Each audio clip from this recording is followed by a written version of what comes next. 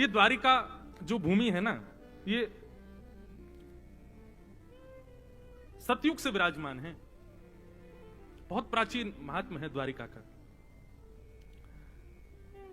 सरयाती नाम के एक राजा थे, और सरयाती राजा जो थे वो एक छत्र सम्राट थे पूरी पृथ्वी के।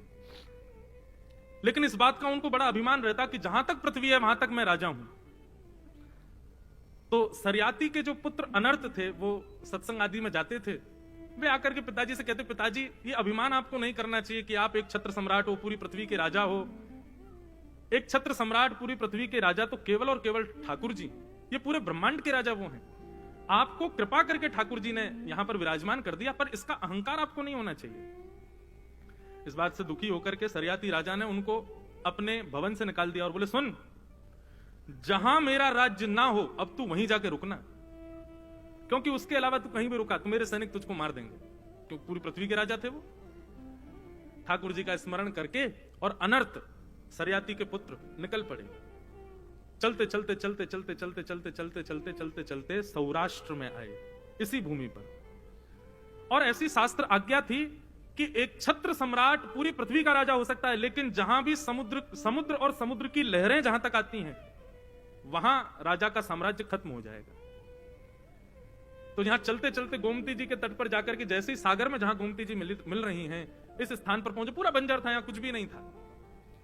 और समुद्र की लहर जहां तक आती है वहां आकर के अनर्त आकर के खड़े हो गए और आकर के सैनिकों से बोले, अब आप मेरा स्पर्श नहीं कर सकते। शास्त्र आज्ञा है, जहां तक समुद्र की लहरें हैं वहां किसी राजा का राज्य नहीं होता, अब मैं यहीं रहूंगा।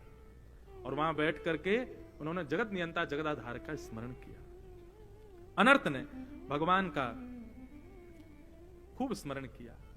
ठाकुर जी इतने प्रसन्न हो गए अनर्त के भाव से कि समुद्र को आज्ञा की कि आप अब बीच से कुछ पृथ्वी अंश छोड़ दो।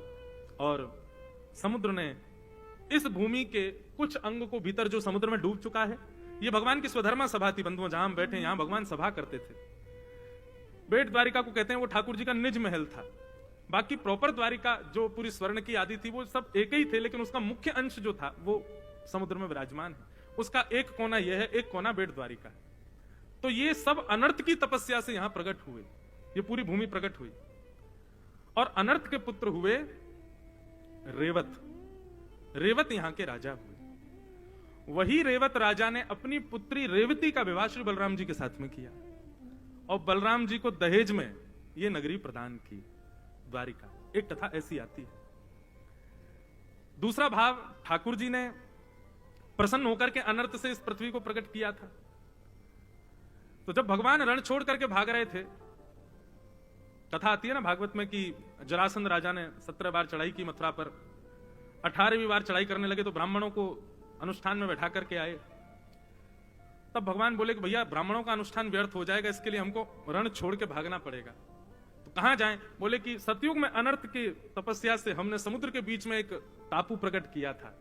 विश्वकर्मा से कहकर के भगवान ने कहा उसी टापू पर एक नई नगरी विराजमान करो। और वहां पर यह नगरी विराजमान हुई। रण छोड़ करके कृष्ण बलराम दोनों यहां पधारे।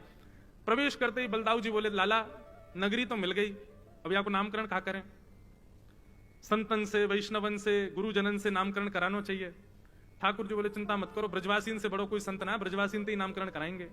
सोते हुए मथुरा वासियों को सबको रात रात में लेकर के द्वारिका आ गए। रात में सोए थे, मथुरा में पहुंच गए सब द्वारिका। जैसे ही सुबह उठे महाराज, नए भवन, नए नगर, नई खिड़की, नए द्वार, सब कुछ नया। तो सब उठ करके चिल्लाने लगे, द्वारिकम, हमारे द्वार कहां गए, द्वार कहां गए, हमारे द्वार कहां गए? भैया सब बदल गया। तो द्वारिकम ब्रह्म इति द्वारिका, द्वार कहां है, द्वार कहां है, द्वार कहां है? जब ब्रजवासियों ने चिल्लाना प्रारंभ किया, ठाकुर जी बोले, दाऊ दादा नगरी को नामकरण है कि ब्रजवासीन के द्वारा, और नगरी को नाम होगा द्वारिका। बोलो द्वारिकाधीश की। तो वैसे तो द्वारिका के 2-4 लोग यहां बैठे हैं, लेकिन द्वारिका नगरी को भी नामकरण ब्रजवासीन नहीं किया है। हम ब्रजवासीन ने या नगरी को नामकरण द्वारिका किया। और दूसरा भाव यह है भैया, जहां हर द्वार से ठाकुर जी का मंदिर दिखता है, किसी भी होटल में रुक जाओ, किसी भी घर चले जाओ, किसी की भी छत पर खड़े हो जाओ, हो ही नहीं सकता कि आपको द्वारिकाधीश का शिखर ना दिखे। हर स्थान से, हर घर से द्वारिकाधीश दिखते हैं। उसी को द्वार, हर द्वार से चतुर्भुज नारायण दिखे, ब्रह्म दिखे, उसको द्वारिका कहते हैं। ऐसी द्वारिका